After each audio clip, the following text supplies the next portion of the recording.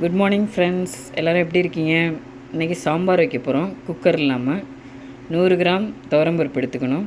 நல்லா கழுவிட்டு ஒரு அகலமான பாத்திரத்தை எடுத்துக்கணும். 3 டம்ளர் தண்ணி ஊற்றிட்டு நல்லா கொதி வரட்டும். கொதி வந்தவுடன் துவரம்பருப்பை ஆட் பண்ணணும்.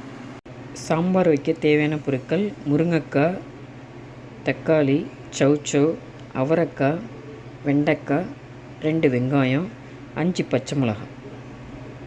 இப்போ காய்கறியெல்லாம் கட் பண்ணியாச்சு. 5 பச்சை மிளகா, 2 வெங்காயம், 1 தக்காளி, கொஞ்சோண்டு வெண்டைக்காய், முருங்கைக்காய், அவரைக்காய், சௌச்சௌ.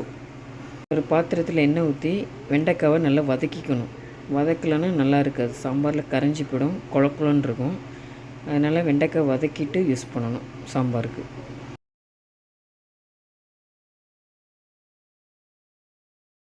ஒரு பக்கம் வெண்டைக்காய் வதக்கிட்டுருக்கோம், ஒரு பக்கம் பருப்பு வெந்துகிட்ருக்கு. பருப்பு பாதி வெந்த பிறகு வெங்காயம், தக்காளி, பச்சை மிளகாய் ஆட் பண்ணணும். சாம்பாருக்கு தேவையான பொருட்கள்: மிளகாத்தூள் 2 ஸ்பூனு, மல்லித்தூள் 1 ஸ்பூனு, சாம்பார் பொடி 2 ஸ்பூனு, உப்பு 2 ஸ்பூனு, கருவேப்பிலை, கடுகு, வெந்தயம். இப்போ பருப்பு வெந்துட்டு அதோட காய்கறியெல்லாம் ஆட் பண்ணி நல்லா கொதிக்க விடணும், வேக விடணும்.